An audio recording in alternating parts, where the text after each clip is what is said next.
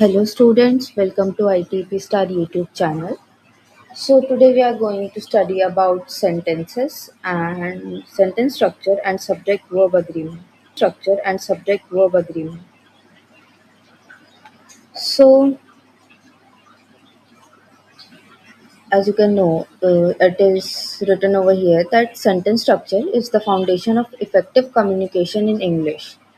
The way we arrange words, phrases and clauses determines how clearly our message is understood. Different sentence structures serve different purposes like simple sentences, complex sentences, compound sentences. Okay, these are the different types of sentences, and as you can see, the key benefits also improved readability and comprehension, professional polished writing, effective communication of ideas, stronger academic and professional work.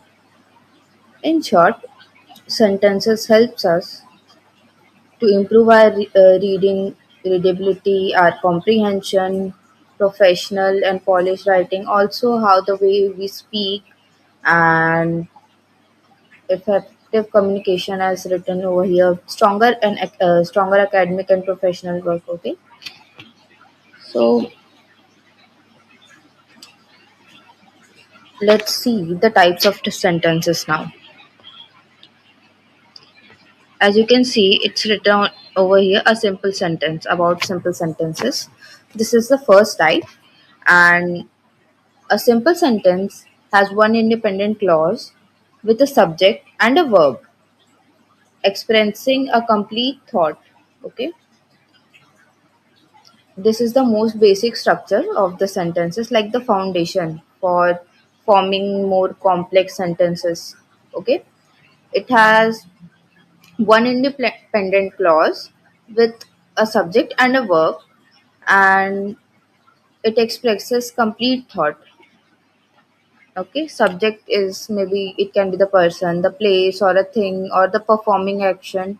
Verb is the action or state of being, as we have read in the last lecture, and it expresses a clear thought. For example, the cat sleeps on the mat. Okay, Mary loves reading books. The sun rises in the east. These sentences have one subject, one verb, and it also explains the complete thought. These are the characteristics. A single independent clause expresses one complete idea and can stand alone as a sentence. Okay. Now we go to compound sentences. Sentences join two or more independent clauses using coordinating conjunctions like for, and, nor, but. ठीक है. You can remember it by saying fanboys, F for, A for and, N for nor, B for but, O for or, Y for yet, and S for so. Okay, or a semicolon. Okay, these allows writer to present related ideas of equal importance in a single sentence. It has one independent clause, one connecting word, and second independent clause. For example, the weather was cold, but we went outside. This is the compound sentence. Okay, the weather was cold, but we went outside. मौसम ठंडा था पर फिर भी हम बाहर गए. ठीक है. These are with conjunction. She studied hard and she passed the exam. He wanted to go, yet he stayed home. Okay, these are the examples with conjunctions, and let's see the examples with semicolons. The weather was cold, comma, semicolon. We went outside.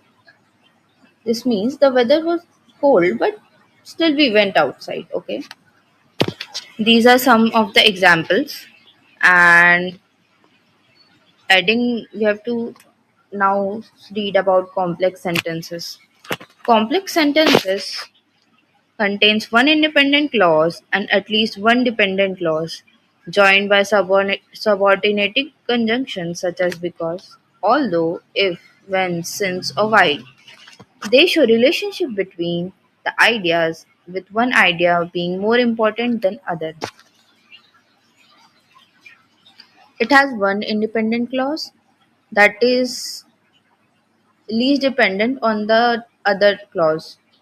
They're joined by conjunctions such as because, although, if, when, since, or while, and they show relationship between two ideas, and in that two ideas, one is the more important than the other. Okay, so for example, although it rained, but although it rained, we went for a walk. Okay, this was beginning with subordinator, and we have to end with subordinator. We went for a walk, although it rained. It can be formed in these two ways. These are the examples of complex sentences.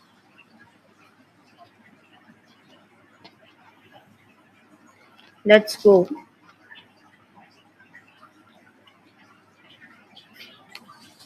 Let's see it all together. Simple, complex, and compound sentences all together. Simple sentences, this can be identified as it has one independent clause and it also expresses a complete thought. एक पूरा एक thought बताता है ये एक साथ दो अलग अलग नहीं. Compound sentences are joined by fanboys that are F for, A for and, N for nor, B for but, O for or, Y or Y yet S or semicolons. Okay, he studied and he passed. She loves tea but he prefers coffee. These are the examples of compound sentences. Complex sentences spot sentences with one main clause and one dependent clause connected by subordinators. When it rains, we stay inside. Although tired, she continued working. These are the examples, okay, for simple, compound, and complex sentences. Then we go to subject verb agreement.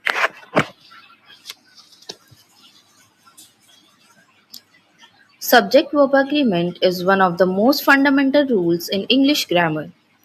It ensures that the subject of a sentence and its verb match in number. Singular subject takes singular verbs and plural subject takes plural verbs. Is it like it is like an agreement. जो single subject होता है वो singular verbs लेता है और जो plural subject होता है वो प्लूरल वर्ब्स लेता है. ठीक है. This also helps in creating grammatical harmony and makes writing clear and professional. Okay.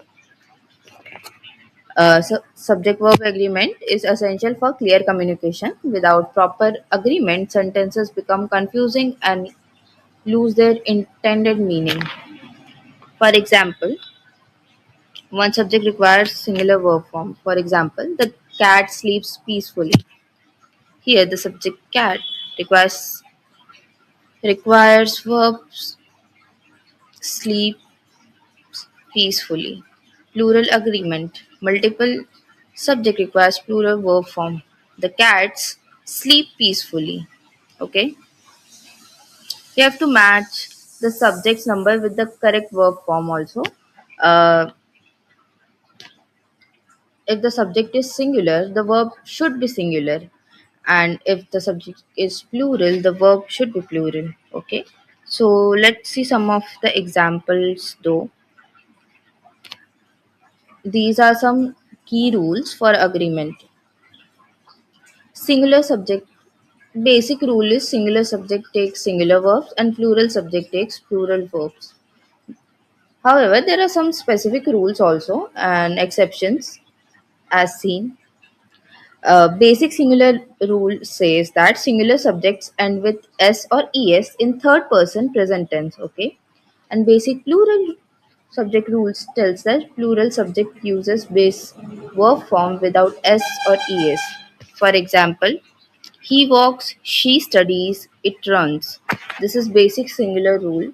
And basic plural rule says they walk, we study, they run. In singular, the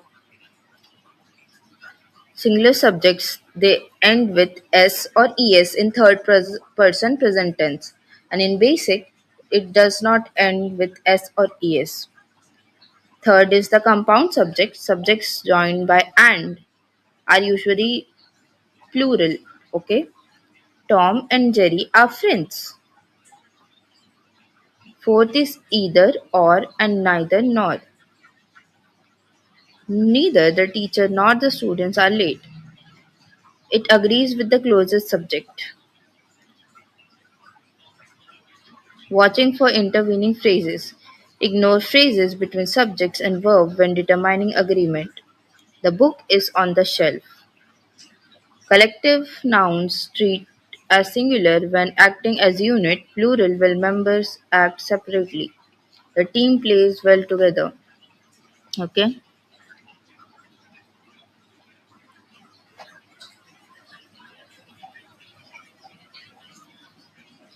If some subjects act as a unit, like it is plural, or when members act separately, the verb should be singular. It should be treated as singular. There are some tricky cases also, irregular nouns and collective nouns. Some nouns don't follow regular singular plural pattern, that is the basic singular for singular and plural for plural. And collective nouns can be either singular or plural depending on context. These cases require special attention to ensure proper subject verb agreement. First is irregular plural. Nouns like mouse, mice, child, children, person don't add s or es. Like mouse eats cheese, the mice eat cheese. Okay. Some collective nouns like team, family, group can be singular or plural based on the meaning. The team is winning. The team are arguing. Okay. These are some exceptions, like exceptions not, but tricky cases. Same forms, like same nouns have identical singular and plural forms, like fish. The fish swims. The fish swim. Okay. Common irregular patterns, for example, man is men, not mans. Woman is women, not women's. Goose is geese. Foot is feet, not foots. Tooth is teeth. Mouse is mice. Okay. Collective nouns act as singular when acting as a unit. Okay. And plural when members act separately. The, we have to check the context before choosing the verb form. Okay. What's the meaning? In what context is the line uh, it is trying to say? We have to see that. Okay. Now, just we can do a quick recap though. There are three types of sentences: simple, compound, complex, and seven coordinating conjunctions that fanboys we learnt about, and 10 plus common subordinators like although, because, if, when, since, while. Okay, so this was all about subject verb agreement, and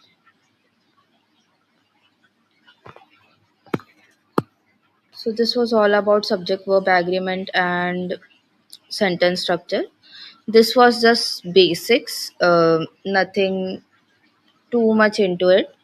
I just explained you the basic the required concepts. Not I didn't go deep into the concepts also. Questions won't come that much deep.